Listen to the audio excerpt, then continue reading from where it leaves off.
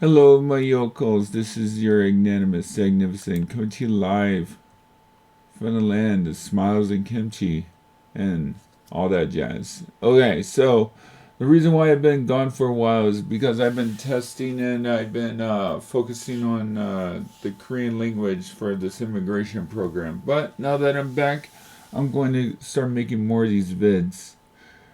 Additionally, I took a extended break to sort of like relax from the convenience of the program itself because it was really draining to do that program. But now I'm gonna try to make more content for this channel. Anyways, let's get into this. Okay, so I originally had this video recorded, but now I'm re-recording it because, like the goober I am, I didn't realize I had my TV on mute and I was trying to listen to the playback of it and I couldn't hear a thing. So that video is lost to the passages of time. So I'm gonna have to make another video to appease the internet gods here.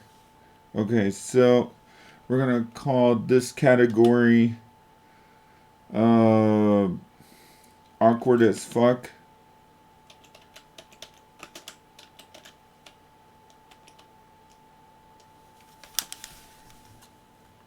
AKA my life story. And then no, we're not moving it down. And then we're gonna add a row. In case you're wondering how these videos are done. Let's put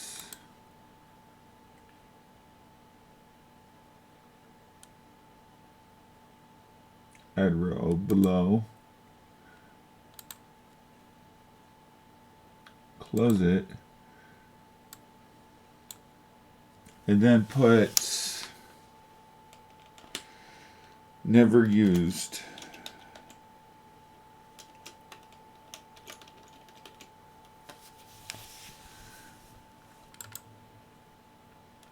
Alright, so my opinion might actually change on some of these. So the gaming gods have given you a second chance for me to reevaluate these. But alas, I will reevaluate these and do so quickly so as not to waste any more time on this video. Without further ado, let's begin. Alright, the Switch controller. Awkward as fuck. Don't argue. You know it is. It has drift. You can hand it off to your significant other to like play Smash with you, but you're not smashing with this controller. It's gonna drift on you. Alright, next we have what looks like the Xbox 360 controller, the regular version. I'm gonna rate that a B. It's a little bulky. The Xbox controller, I'm gonna rate that as C. It's too bulky. The I don't want to call it S. It's lame. The SNES controller, I'm rating top tier. Why am I rating it top tier? Because it was a fantastic controller with excellent programming and it felt great on the hands. Even my big, bulky, meaty hands can handle that controller. It's a lot of controller for its little size. The functionality on it is very simple and elegant. Like, it's not trying to be a powerful controller, but it accomplishes that with the analog buttons that are pressurized and the left and right analog movement that was often added to many games in the trigger pads. In fact, it was the first controller that was actually good with trigger pads. Okay, so PlayStation 4 controller is going to be an A for me. I would rate it at top tier except for the motion controller in the middle. It has caused many a death on Binding and Isaac until they added a patch to where I could just not have the map function floating around. Alright, next we have Sega Saturn. Never used. It's saved from my RAF. Alright, next we have Sega Genesis. Sega Genesis is a C for me. The programming of the Sega Genesis controller is very stiff.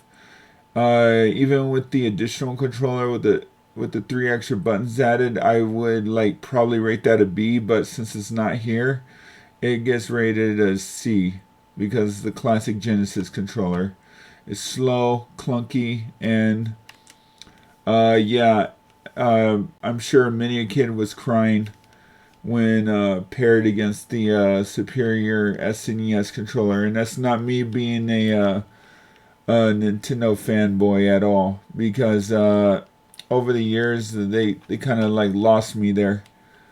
However, I would say that Sega did have the more mature titles, and there were plenty of title I missed because I was mainly gaming on Nintendo.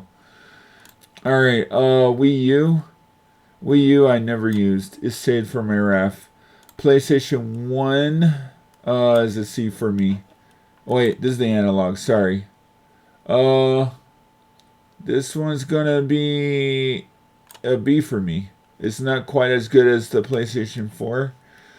However, for its time, it did revolutionize gaming and made PlayStation games a lot more fun. So, solid B, especially with the rumble function.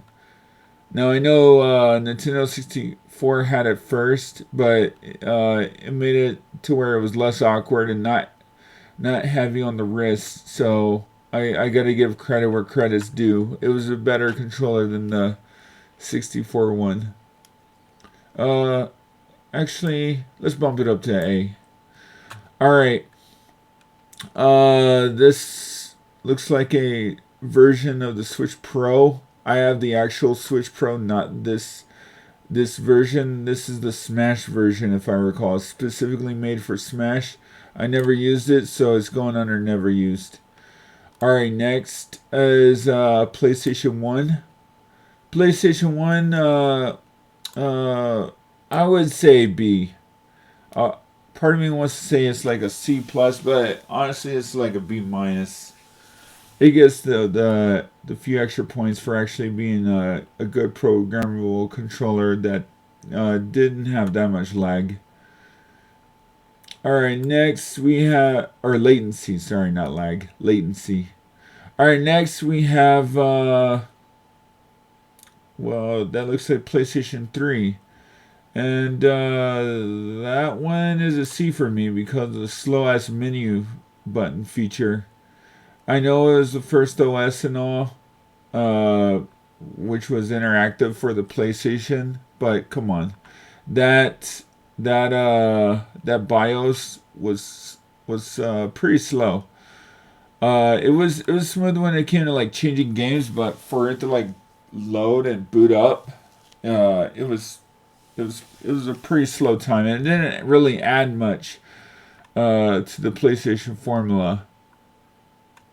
I think the 4 controller was definitely a major improvement upon it, because not only did it have motion, it had the menu button and it was quicker. So it's set in stone. You just got to go with it.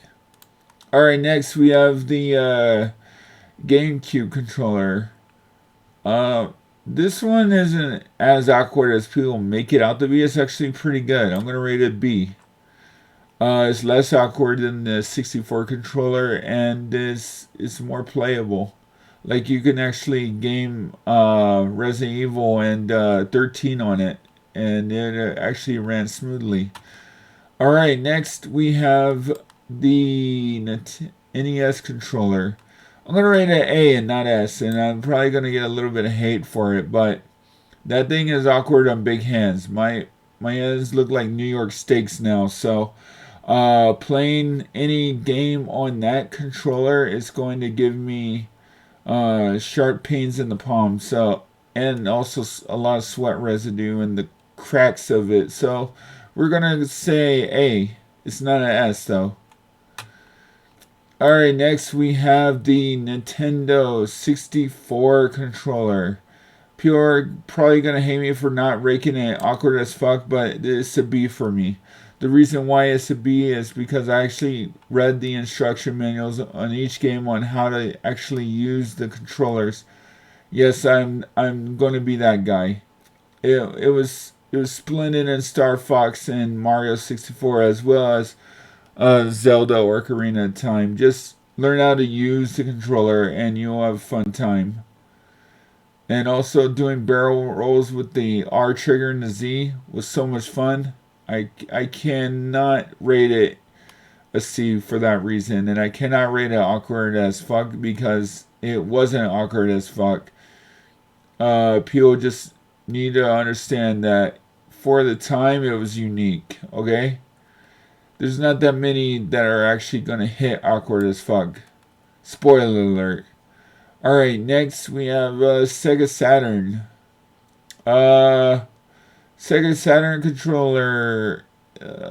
That's a B. That's also a B after re-rating it. The menu with the memory card is nice and all, but it did cause a lot of pain on with the trigger fingers when I was playing Marvel vs. Capcom 2. Uh, so I'm going with comfort as an attribute here. So this isn't a very comfortable controller to use, although it did have good size and you could switch freely between the analog and the D-pad. But that wasn't the case for like all games. Alright, next, Wii U controls. For me, awkward as fuck. Here's why. They would often lose their calibration, and it made a lot of games unbearable to play for me. I mean, it's still a great system if you're not using the motion. If you are using the motion, then it's kind of is kind of in the awkward phase for me. Now I know later generations improved the motion controls on that, but I didn't get a chance to test out the later generations. So I'm not going to say never used because I did actually use it, but from the generation I used, I'm going to rate it awkward as fuck. Alright, next we have PlayStation. Is this PlayStation 3? PlayStation 3. Wait a second. Oh, man. Wait.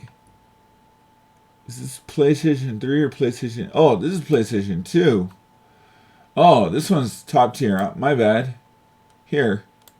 Go here. Sorry. PlayStation 2 is top tier. PlayStation 3, although looking very similar. The cancer is in that menu button.